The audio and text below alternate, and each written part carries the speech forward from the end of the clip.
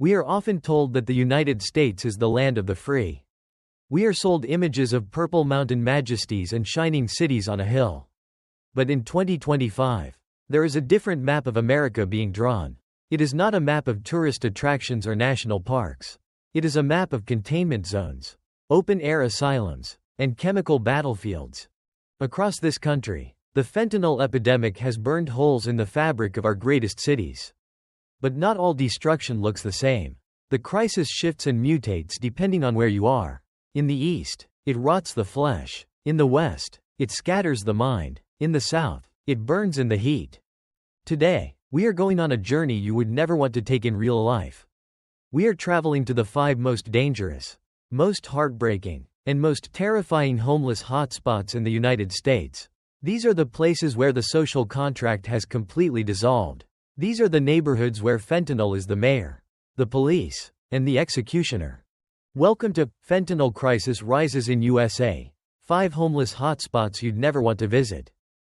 Our first stop is the undisputed ground zero of the horror show. We are on the East Coast. Welcome to Kensington, Philadelphia. If you walk down Kensington Avenue, under the shadow of the rattling L train, you are entering a world that defies medical explanation. This is not just a drug market, it is a mass casualty event. Kensington is the birthplace of the Tranq epidemic, fentanyl mixed with xylazine, a veterinary tranquilizer. The atmosphere here is heavy, smelling of burnt chemicals and infection. What makes Kensington the #1 hotspot you'd never want to visit is the visceral nature of the suffering. You don't just see addiction here, you see necrosis. You see men and women with open, gaping wounds on their arms and legs. The flesh eaten away by the vasoconstriction caused by xylazine. It is a slow-motion horror movie. The users here exhibit the Kensington lean, folded over at the waist. Unconscious but standing, frozen for hours. The danger here is biological. The sidewalks are a biohazard zone of needles, blood, and human waste. Violence is constant, but it is often sluggish. A desperate fight for the next hit. Kensington serves as the grim warning to the rest of the country. This is what happens when you let a chemical weapon fester for a decade. It is no longer a neighborhood, it is a hospice for the walking dead. We leave the grim industrial decay of Philadelphia and fly across the continent to the glittering wealth of the West Coast. Our second stop is the Tenderloin, San Francisco. The contrast here is what makes it so jarring. San Francisco is home to more billionaires per capita than almost anywhere on Earth. Yet, in the Tenderloin district, steps away from the headquarters of Twitter and Uber, you find a level of human misery that rivals the developing world. The Tenderloin is the open-air asylum. Unlike the lethargy of Kensington, the vibe here is often chaotic and manic. This is largely due to the meth-fentanyl cocktail that is popular in the West. The streets are a cacophony of screaming, erratic movement, and open commerce in stolen goods. This hotspot makes the list because of the sheer density of the lawlessness. In 2025, the sidewalks are completely impassable, blocked by tent cities and open-air drug bazaars. Tourists who take a wrong turn from Union Square find themselves instantly surrounded by aggressive soliciting and fencing operations. The danger here is unpredictability. A person in a meth-induced psychosis is volatile. The city's harm reduction policies, while well-intentioned, have often resulted in a lack of enforcement that leaves the streets feeling completely abandoned by the rule of law. It is a monument to the failure of extreme wealth to solve extreme poverty. Now, we head south, to a place where the environment itself is the enemy. Our third stop is the Zone, Phoenix, Arizona. While city officials have made attempts to clear it, the crisis in Maricopa County is hydra-headed, cut off one camp, and 2 more appear. The Zone represents the intersection of the fentanyl crisis and the climate crisis. Imagine being addicted to a sedative like fentanyl, which lowers your blood pressure and makes you pass out, while living on asphalt that reaches 160 degrees Fahrenheit. Phoenix is the burning trap. The danger here is lethal heat. We see hundreds of heat-associated deaths every year. Many of them fentanyl users who nodded out in the sun and literally cooked to death on the pavement. Visiting this hotspot feels like stepping into an oven. The air is thick and dusty. The desperation is frantic because survival here requires water and shade, commodities that are scarce. The cartels flood this area due to its proximity to the border, meaning the drugs are incredibly cheap and potent. It is a place where human endurance is tested to its breaking point. And fentanyl is the only escape from the blistering reality. We travel back to the East Coast, to the historic city of Boston. Our fourth stop is the intersection of Massachusetts Avenue and Melnia Cass Boulevard, known notoriously as Mass and Cass, or the Methadone Mile. This area is unique because of its volatility. It is a concentrated containment zone where the city's addiction services, shelters, and jails all converge. In 2025, despite numerous attempts to clean it up, the area remains a magnet for the most severe cases in New England. Mass and Cass makes the list because of the aggression. The fentanyl trade here is run by tight-knit, often violent crews. The desperation of the cold New England winters adds a harsh edge to the survival instinct. You will see makeshift weapons, open brawls, and a heavy, militarized police presence that often seems powerless to stop the tide. It is a pressure cooker. Unlike the sprawl of LA, this is a tight, angry knot of humanity squeezed into a few city blocks. It is the place where the compassionate approach of the Northeast collides with the brutal reality of the drug trade. Finally, we head to the Pacific Northwest. Our fifth stop is downtown Portland, Oregon. Portland represents the failed experiment. Following the decriminalization efforts of the early 2020s, Measure 110, the city became a destination for users nationwide. Even with policy rollbacks, the culture of public use remains deeply entrenched. Walking through downtown Portland, particularly near the Old Town Chinatown area, feels like walking through a post-apocalyptic film set. The danger here is the total collapse of public order. Storefronts are boarded up, historic fountains are dry and filled with trash. The smell of burning fentanyl pills, like burnt popcorn and chemicals, is everywhere. Portland makes the list because it shows how a city's soul can be hollowed out. It's not just about the danger of physical violence, it's about the psychological toll of seeing a beautiful city surrendered. The encampments here are fortified. The users are brazen, smoking off foil on the steps of courthouses and libraries. It is a warning about what happens when a society removes the stigma of drug use without providing the infrastructure to treat the addiction. So, why did we take you to these 5 places? Why would you never want to visit them? It's not to shame the people living there. The people trapped in Kensington, the Tenderloin, the Zone, Mass and Cass, in Portland are victims of a biological and economic trap. They are our sons, daughters, veterans, and neighbors. We show you these places because they are the canaries in the coal mine. The fentanyl crisis is not static. It is moving. The conditions that created Kensington, the cheap drugs, the lack of housing, the policy paralysis, exist in your town, too. These 5 hotspots are just the most advanced stages of the infection. Fentanyl is collapsing our cities because it destroys the fundamental rule of civilization, that public spaces are for everyone. In these 5 zones, the public space has been privatized by addiction. It has been claimed by the cartels. The uncomfortable truth is that these aren't just bad neighborhoods. They are evidence of a system that has failed to protect its most vulnerable and failed to enforce its own laws. They are the result of looking away. We cannot afford to look away anymore. Whether it is the heat of Phoenix or the cold of Boston, the outcome is the same. Americans are dying in the dirt. And our cities are crumbling around them. This road trip is a warning.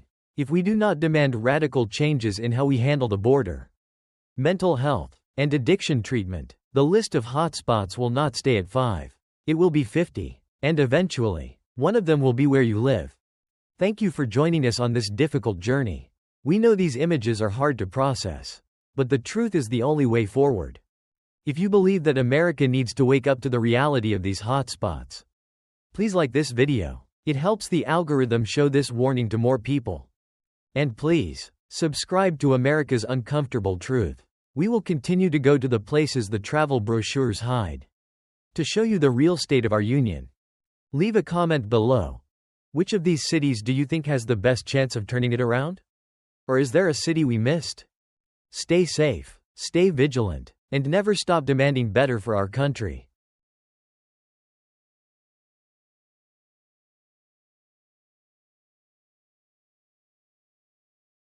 Manhattan, the center of the universe. The island of ambition, wealth, and power. It is the city that never sleeps. But if you look closely at the sidewalks of Midtown, or descend into the tunnels of the subway system in 2025, you will realize that for thousands of people, this city has become the city that cannot wake up. We are walking through a graveyard disguised as a metropolis. While the tourists look up at the billboards of Times Square, a silent slaughter is happening at their feet. The homeless population of Manhattan is being systematically wiped out by a chemical weapon that has flooded the 5 boroughs. This is not the crack epidemic of the 80s. And it is not the heroin wave of the 90s. This is the fentanyl devastation. It is faster, deadlier, and more pervasive than anything New York City has ever seen. It has turned the subway system into a mobile tomb and the street corners of Hell's Kitchen into open-air hospices. Welcome to The Fentanyl Crisis is Killing Manhattan's Homeless Population. Today, we are going to uncover the uncomfortable truth about the most expensive real estate market in the world. We are going to investigate why, in a city with a budget larger than most countries, human beings are rotting to death on the pavement. We will look at the economics of the drug trade, the failure of the shelter system, and the devastating rise of Tranq, that is physically dismantling the bodies of the vulnerable. To understand the crisis in Manhattan, you have to understand the geography of the island. Unlike Los Angeles, where the crisis is spread out over massive encampments, Manhattan is vertical. It is dense. The wealth and the poverty are stacked on top of each other. Walk with me through Midtown. This is the corporate heart of America.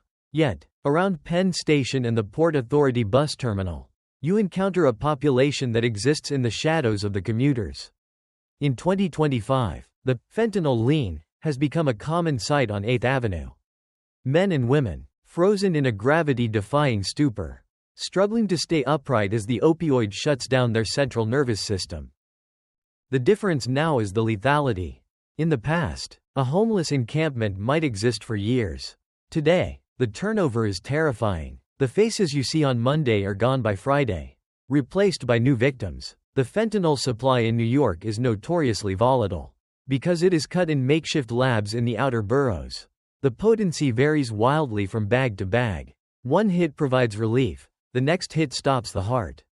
But the true horror of the Manhattan crisis lies underground. The New York City subway system is the artery of the city. But for the homeless, it is the shelter of last resort. It is climate-controlled, it is anonymous, and it is vast. In 2025, entire train cars on the E line or the A line have become mobile consumption sites.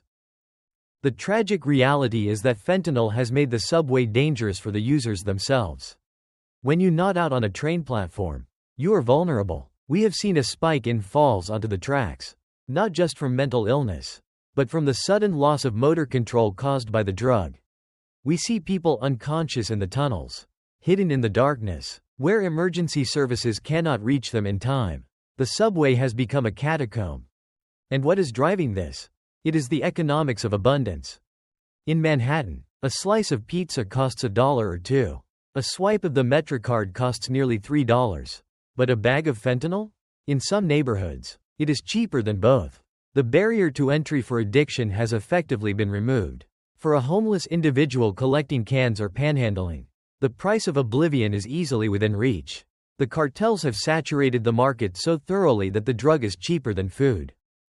This economic trap creates a cycle that is impossible to break. When the drug is this cheap, you stay high. When you stay high, you cannot navigate the bureaucracy of the city's social services. You cannot make appointments. You cannot follow rules. You simply exist to feed the next dose. But fentanyl is no longer the only threat. We must talk about Xylazine, Tranq. Manhattan is seeing a surge in this veterinary sedative being mixed into the supply. It extends the high, which appeals to users who have built up a tolerance to fentanyl. But the cost is horrific. Xylazine causes the blood vessels to constrict, leading to massive necrosis wounds. The skin turns black and dies. In the past, outreach workers would hand out clean needles to prevent HIV. Now, they are handing out wound care kits. They are wrapping limbs that look like they belong in a war zone. We are seeing amputations becoming common among the street population. It is a slow, painful decomposition of the human body. happening in public view on Broadway and Fifth Avenue. So, why aren't they getting help? Why are the shelters empty while the streets are full? This is the great paradox of New York policy. The city has a legal right to shelter. Theoretically, anyone who wants a bed can get one. But ask any homeless person in Manhattan why they sleep on a steam grate in freezing temperatures instead of going to a shelter. And they will tell you the same thing. The shelters are worse than the streets. The shelter system in New York is often described as prison-like. It is violent. Theft is rampant. For a person struggling with addiction, it is a nightmare. Many shelters have strict no-drug policies. If you go in, you face withdrawal, dope sickness, without medical support. The physical pain of fentanyl withdrawal is so severe that people will choose the risk of hypothermia outside just to maintain their ability to use and avoid the sickness. Furthermore, the congregate-style shelters, where dozens of men sleep in one room, are terrifying for those with mental health issues. Paranoia, fueled by methamphetamine which is often mixed with fentanyl, makes these environments impossible to endure. So, they choose the sidewalk. They choose the freedom of the street, even if that freedom is a death sentence. The city's response has been controversial. We have seen initiatives to involuntarily hospitalize those deemed a danger to themselves. We have seen aggressive police sweeps of encampments. But you cannot arrest a chemical dependency. When the police clear a block in Chelsea, the population simply migrates to the Lower East Side. It is a game of musical chairs where the music never stops and there are never enough seats. There is also a profound loneliness to the Manhattan crisis. In a city of 8 million people, the homeless addict is invisible. The pace of New York is frantic. People walk fast. They wear headphones. They look at their phones. They have trained themselves not to see the bodies in the doorway. This urban blindness allows the crisis to metastasize. We walk past people who are actively overdosing, assuming they are just sleeping. We have normalized the sight of death. The Manhattan psychosis is another layer. The combination of sleep deprivation, because the city is loud and bright, and high-potency stimulants creates a volatile population. We see the outbursts on the subway. The screaming matches with invisible enemies. This alienates the public even further, creating a fear barrier that prevents compassion. But we must remember who these people are. They are not just statistics. They are former stockbrokers, veterans, artists, and runaway teenagers. The fentanyl crisis in Manhattan does not discriminate. It takes the high-functioning and the broken alike.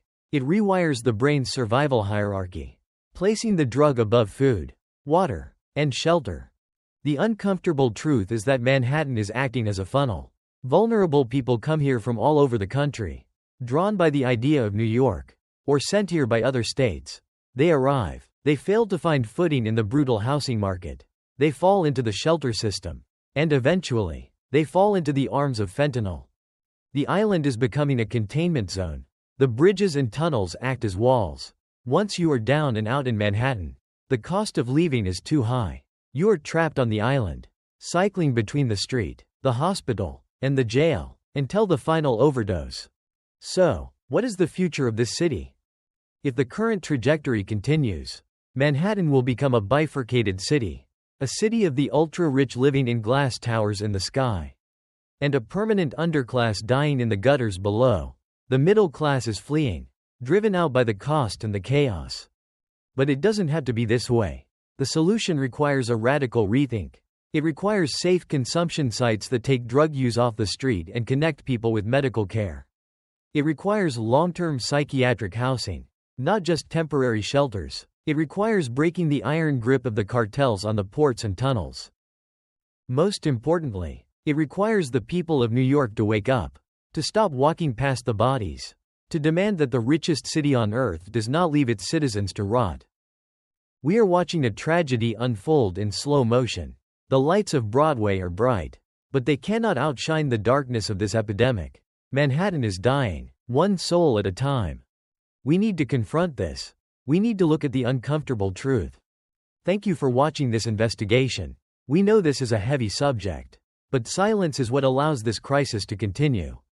If you believe that we need to save our cities and demand better policies for the vulnerable, please like this video. It helps us push this message to the people who need to hear it.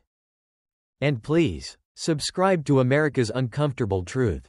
We will continue to shine a light on the darkest corners of our nation, investigating the failures that the mainstream media often ignores. Leave a comment below. Do you feel safe in New York City today? What changes have you seen in your neighborhood? Stay safe, look out for each other, and never stop demanding the truth.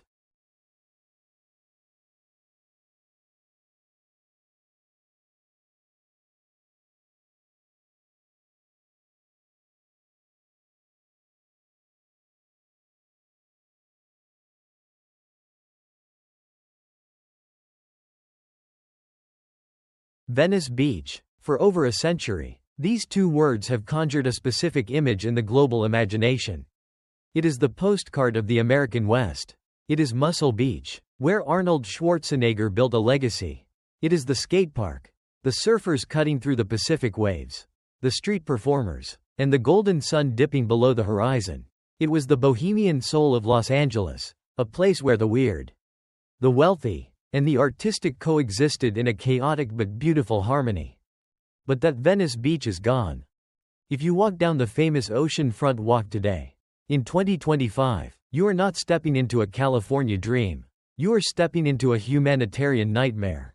The postcards have lied to you. The brochures are outdated. What was once an eccentric tourist destination has been transformed into an open-air containment zone for the most severe drug crisis in American history. The locals don't call it paradise anymore. They call it Zombieland. And the reality on the ground is worse than you think. This is America's Uncomfortable Truth. Today, we are taking you to the edge of the continent to investigate how fentanyl has conquered the coastline, turning one of the world's most valuable pieces of real estate into a graveyard of lost souls. To understand the tragedy of Venice, you have to understand the geography. Unlike Skid Row, which is hidden away in the industrial shadows of downtown Los Angeles, Venice Beach is a public stage. It is a destination. Millions of tourists from Europe, Asia, and across America flock here every year, expecting Baywatch. Instead, they are greeted by the visceral, unfiltered reality of America's collapse. The transformation was fast, violent, and fueled by a single chemical compound, fentanyl. As we walk the boardwalk today, the smell of the ocean breeze is overpowered by the acrid, burning scent of chemicals. It is the smell of fentanyl pills being smoked off aluminum foil. It is a smell that clings to the fabric of the neighborhood. The boardwalk, once lined with artists selling paintings, is now lined with encampments that stretch for blocks. But it is not just the presence of tents. It is the condition of the human beings inside them. The term, Zombieland, is not used here to dehumanize these people. It is used to describe a terrifying medical reality. Fentanyl, often mixed with xylazine, the veterinary tranquilizer known as Tranq, has created a population that exists in a state of suspended animation. You see it on every corner near Rose Avenue. You see it near the public restrooms. Men and women, young and old, frozen in the fentanyl fold. They are bent double at the waist, defy gravity, unconscious yet standing, completely checked out of reality. They are physically present, but spiritually gone. This catatonic state is the defining image of Venice in 2025. It is a haunting tableau of suffering set against the backdrop of multi-million-dollar sunsets. The crisis here is unique because of the density. Venice is small. It is tight. This means the collision between the extreme wealth of Los Angeles and extreme poverty is violent and immediate. Consider this. Venice is home to the Silicon Beach phenomenon. Google, Snapchat, and massive tech companies have offices here. Houses mere blocks from the sand sell for $5, $6, $10 million. You have tech executives driving Teslas and Ferraris, parking them next to tents where people are literally dying of gangrenous wounds caused by xylazine injections. This paradox creates a tension that is palpable in the air. Residents live in a state of constant siege. They wake up to screams in the night. They find strangers sleeping on their porches. They find needles in the sand where their children play. The live and let live attitude that defined Venice for decades has been shattered by the aggression and unpredictability of the fentanyl high. Unlike the heroin or marijuana of the past, fentanyl creates a cycle of desperation that is frantic. Because the high is so short, The users on the boardwalk are in a constant state of panic, either seeking the drug or using it to avoid the sickness. This drives up property crime, theft, and violent outbursts. The peaceful, stoner vibe of the 90s has been replaced by a jagged, chemical edge. The boardwalk has become a gauntlet. Tourists navigating the path are forced to step over bodies. They clutch their bags, eyes wide with shock. This is not what they paid to see. And the economic impact is devastating. Small business owners, the families who have run pizza shops and souvenir stands for generations, are closing their doors. They cannot survive the theft, the vandalism, and the fact that families are simply too scared to visit anymore. The tragedy is that this was preventable. The collapse of Venice Beach is the result of a specific policy failure. During the pandemic, the city allowed encampments to take root on the beach under emergency orders. When the world opened back up, the encampments stayed. Venice became a containment zone, a place where the city pushed the problem because they didn't know where else to put it. But fentanyl changed the equation. It made the population harder to help. We spoke with outreach workers who operate on the sand. They describe a phenomenon called service resistance. When they approach someone in a tent with an offer of shelter, or detox, or a hotel room, they are often turned away. Why? Because the shelter has rules. The shelter doesn't allow you to smoke fentanyl. And when you are addicted to a substance that rewires your brain's survival instinct, the freedom to use on the beach becomes more valuable than a roof over your head. The beach itself has become an enabler. It has showers. It has mild weather. It has a steady stream of tourists to beg from. And it has a limitless supply of drugs flowing in from the cartels.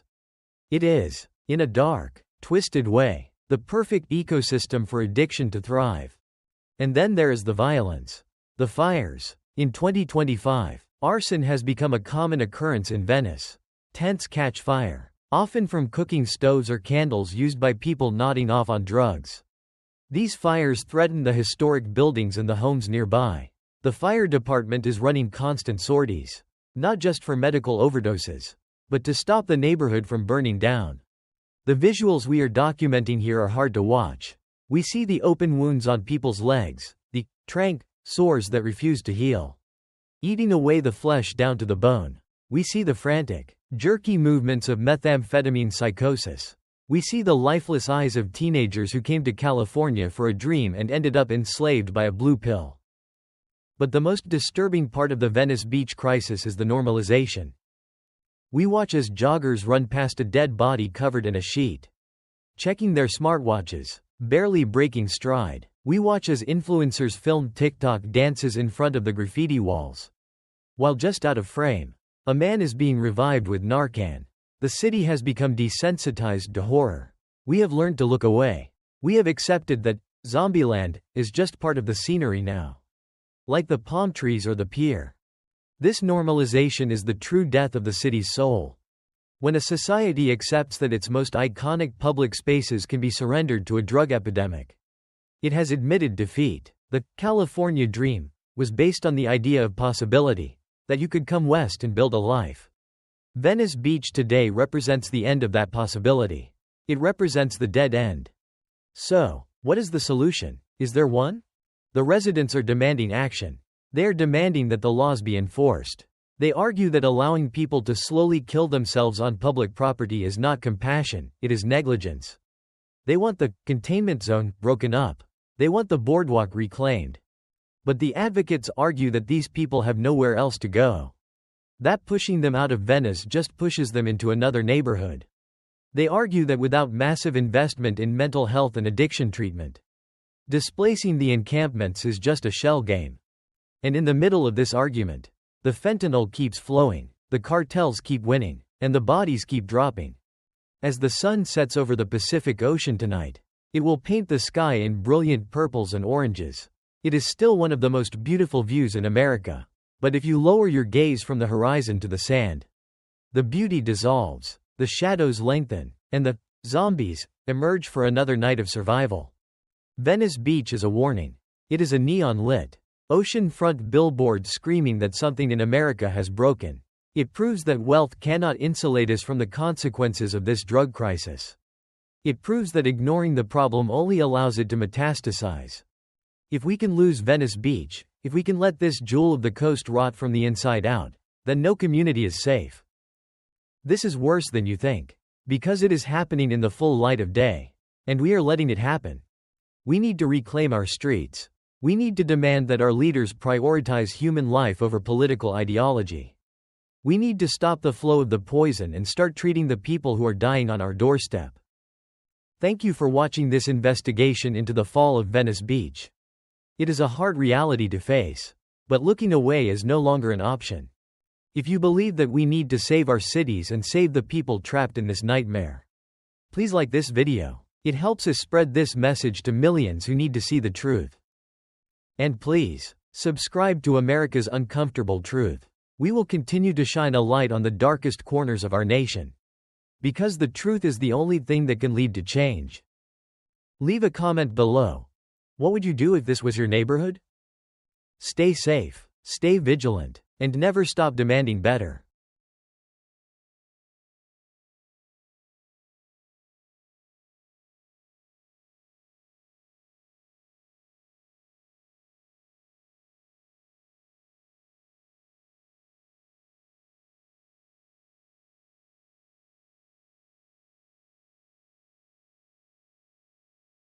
America is fundamentally a nation of cities.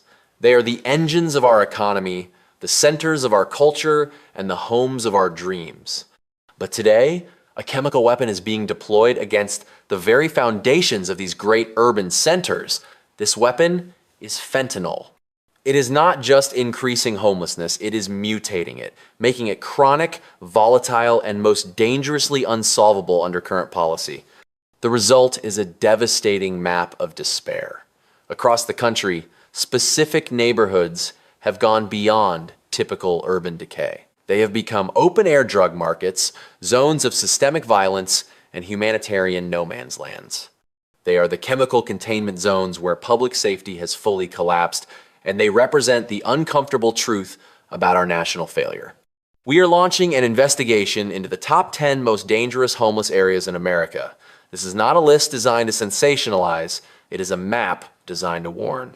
It is a report on the places where fentanyl is actively collapsing civic order, and we will analyze the common thread that links them all. Let's begin our journey on the East Coast, the epicenter of the opioid crisis, and travel across the American landscape. 1. Kensington, Philadelphia, PA. Kensington is ground zero. It is the place where the crisis first mutated into its most terrifying form, the combination of fentanyl and xylazine, or Tranq. The streets here are defined by the physical effects of this drug, massive, debilitating wounds that turn limbs gangrenous. It is a scene of medieval suffering played out in the 21st century. The danger is not just the drug itself, but the lack of public health response. Kensington is a visible failure of government, where police sweeps achieve nothing but moving the death and decay a few blocks over. The city has functionally surrendered this neighborhood to the cartels. 2. Tenderloin District, San Francisco, CA. San Francisco is the wealthy heart of the global tech industry, yet its streets are choked by fentanyl. The Tenderloin steps away from gleaming corporate headquarters, is one of the most visible and dangerous drug markets in the nation. The key failure here is the ideology of pure harm reduction without strong enforcement. While compassion is necessary, critics argue that the permissiveness around public drug use has concentrated the crisis, turning the Tenderloin into a magnet for addicts nationwide, collapsing civic order, and crippling small businesses. The streets are a permanent display of the city's moral contradiction. 3. Skid Row, Los Angeles, CA. Skid Row is the historical containment zone of Los Angeles. While the crisis has spread, the 50-block zone remains a dense epicenter of violence, fentanyl use, and chaos. The danger here is the density. Hundreds of bodies packed together in an unsanitary environment fueled by cheap fentanyl and often volatile methamphetamine.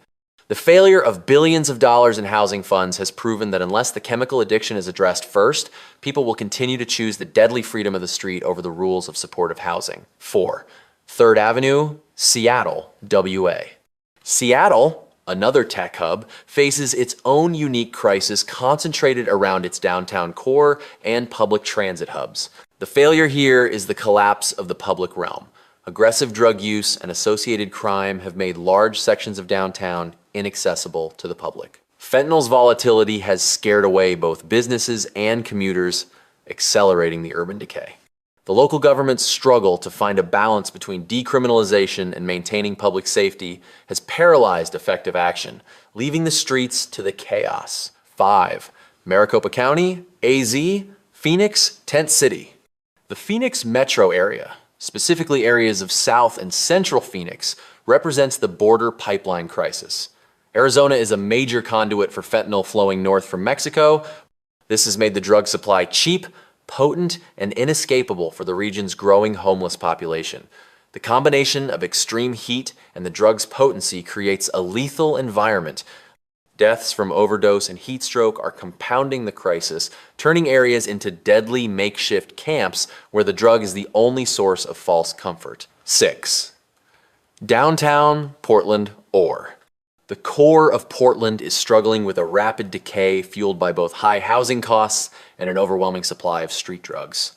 The city's liberal, decentralized approach has left social services overwhelmed and law enforcement feeling powerless. The danger lies in the normalization of antisocial behavior in the city center. Public use, property crime, and the visual evidence of chronic drug use have turned the once vibrant downtown into a ghost town for many businesses and tourists. 7. The Mission District, San Diego, CA. San Diego, another border city, faces the same relentless flow of cheap fentanyl as Phoenix. The crisis is often localized around riverbeds, canyons, and specific trolley stations. The danger here is environmental isolation. Homeless encampments in these remote areas are often breeding grounds for disease and violence, cut off from immediate emergency services. The drug's easy accessibility ensures that those who fall into homelessness remain deeply entrenched in addiction. 8. Chicago's West Side areas near Humboldt Park. While fentanyl gets media coverage on the coasts, it has devastated communities across the Midwest. Chicago's West Side has historically struggled with poverty and drug abuse, but the arrival of fentanyl has elevated the death toll exponentially. The danger is the collapse of the community safety net. These areas often lack the political capital and resources of wealthier neighborhoods, leaving them to deal with the overdose crisis with inadequate medical and mental health services. 9. Capitol Hill, Denver, CO. Denver has seen a sharp increase in visible homelessness and fentanyl-related deaths, particularly in and around its parks and public squares. The danger is the rapid spread from downtown to residential areas. The fentanyl crisis has pushed the problem outward, eroding the quality of life in once stable neighborhoods and creating conflict between residents and encampment population. The city's attempts at cleaning up the streets are constantly frustrated by the drug's easy reavailability. 10. Baltimore's Southwest neighborhoods, MD. Baltimore remains one of the cities hardest hit by opioid addiction, and fentanyl has only intensified the devastation. The danger here is the perpetuation of the cycle of incarceration and death. In these highly distressed neighborhoods, fentanyl use is not just an addiction, it is a symptom of generational poverty, lack of opportunity, and failed deindustrialization. The crisis is chronic, deep-seated, and requires massive, integrated economic and medical intervention. The common thread linking these 10 dangerous hotspots from the deserts of Arizona to the urban grit of Philadelphia is not bad weather or lack of affordable housing alone. It is fentanyl. Fentanyl is the fuel. It is the perfect chemical weapon for social collapse. It is cheap, eliminating the economic barrier to addiction. It is potent, ensuring chemical dependency after only a few uses. And it is short-acting, ensuring the user must remain addicted and active to avoid the debilitating withdrawal. The crisis persists because our policy responses are paralyzed by ideology. We argue over whether to prioritize housing first or treatment first. We argue over harm reduction versus enforcement. Meanwhile, the drug keeps flowing, and people keep dying on the sidewalks of our greatest cities. The uncomfortable truth is that these 10 areas, and many others, are not suffering from a homeless crisis. They are suffering from a fentanyl-fueled chemical containment crisis that has trapped a vulnerable population and rendered our traditional social services obsolete. The cities are collapsing because the drug has broken the individual human survival instinct, making the problem unsolvable until the drug's dominance is broken. This is a national emergency, demanding a unified, aggressive, and bipartisan response. We must stop funding the bureaucracy that manages the chaos and start funding the infrastructure that stops the bleeding. That means mandatory, low-barrier treatment centers, psychiatric triage, and fierce disruption of the synthetic drug supply. We must stop normalizing the scenes we have just described. Your silence is consent to the decay. If you found this investigation necessary, if you believe that America must face the truth about its collapsing cities, please like this video. Help us push this critical report to the front of the national conversation. And please, subscribe to America's Uncomfortable Truth. We are committed to continue